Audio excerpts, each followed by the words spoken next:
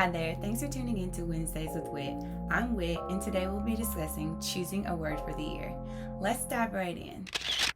As we end one year and we get ready to welcome in a new year, this is an exciting time when many people make New Year's resolutions with big hopes, dreams, and aspirations of what the new year will bring. It's like a welcomed fresh start for everyone to start all over. And if you're anything like me, you've made New Year's resolutions in the past and you didn't always stick to them. Sometimes you didn't follow through because they were too long. Sometimes they were too lofty. They were not broken down into smarter, achievable goals. It can be challenging creating New Year's resolutions and trying to see them through all 365 days of the year. This year, you're in luck. Got a new tip with today's Wednesday with Wit. So, just a little bit of a backstory to give you a context as to why we're doing today's Wednesday with Wit, where we choose a word for the year. In 2014, I went to visit one of my dearest aunts in St. Louis. We were attending a wedding, and during that time, she shared with me her family's tradition of creating a word of the year. And I really loved this concept. So she introduced the idea of choosing a word of the year because she saw that I was a very ambitious, goal-driven woman who had lots of hopes and dreams for myself, and she wanted to help me streamline my thoughts and my goals and my visions for myself. And so she taught me how to choose a word of the year, and I've been doing it ever since.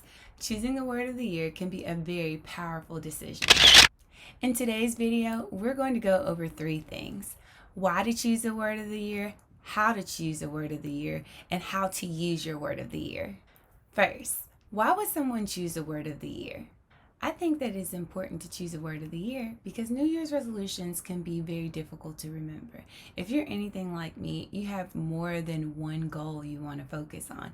You maybe have multiple areas that you'd like to focus on, such as financials, relationship, career, business, faith. And so when you have many different areas that you would like to improve in, it can be tough to remember all of the different resolutions that you've made for each. Simply put, choosing one word and focusing in on that is a lot easier than trying to remember your list of resolutions.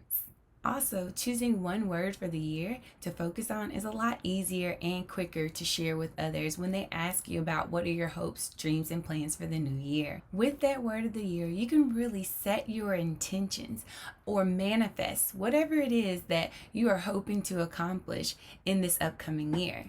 We can use that word as a personal mantra to ourselves that we may say, think, or write down to help us refocus in those moments when we feel like we're drifting off from what our intended goals were. Secondly, let's talk about how to choose a word of the year. First, you'll want to start in reflection. Before you set any goals for the new year, you'll want to reflect on the previous year. What were you successful with? What did you learn?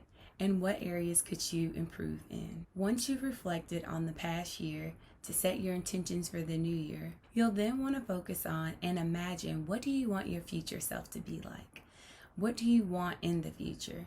What would it take for you to be able to get those things in the future? Who would you have to grow into be or develop the skills to be in order to have those things? If you're struggling to find a word of the year, there are plenty of resources online for you. I like to use the Dayspring Word of the Year quiz. It is biblically based, and you take a short quiz that's only a few questions, and it'll generate a word of the year for you. But there's plenty other resources online as well. You can just use Google or any other simple search engine. If you are a spiritual person or a person of faith, you might even want to spend some time meditating or reflecting or praying about your word of the year so that you get guidance on what you should really be focusing on. Thirdly, let's think about how to use your word of the year. When you think about using your word of the year, you really want to focus on constant reminders. So that may mean posting it up in your bedroom, on a mirror, or in the bathroom, somewhere where you're going to see it every day, or putting it on your calendar. You can also use programs such as Pinterest or Canva or just Microsoft Office to create a background for your screensaver for your computer or for your cell phone, anywhere that you are going to be looking at frequently or see frequently, you'll want to post that word to help you stay focused and to remind you of what your goals are. If you're really creative, I'd like to encourage you to make an actual physical copy of a vision board to support your focus word, putting your focus word right in the middle of that vision board. When you think about your word of the year, the key word to remember is consistency. You want to consistently look at it, consistently refer to it, so that it stays on the forefront of your mind of what your goals are for this upcoming year.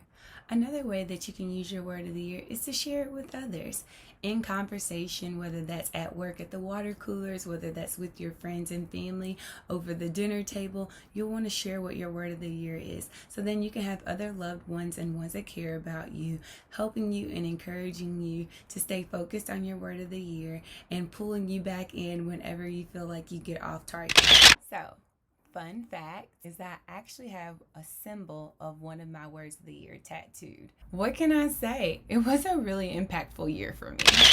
Now that I've shared these 3 tips on why you should choose a word of the year, how to choose a word of the year, and then how to use that word of the year, I'll share my word of the year. My word for this year is flow. When I say flow, I gotta say with the hands too, just like the emoji that has the wave. My word for this year is flow, because that is a new area that I'm trying to move into. It's one of flow and ease, trying to go with the waves, ride the waves, and flow. And I'm looking forward to the growth and the challenges that I will experience as I learn to flow a little bit more. Okay, that's all I have for you today. Thanks for tuning in to today's Wednesday with Wit. Until we meet again, take care.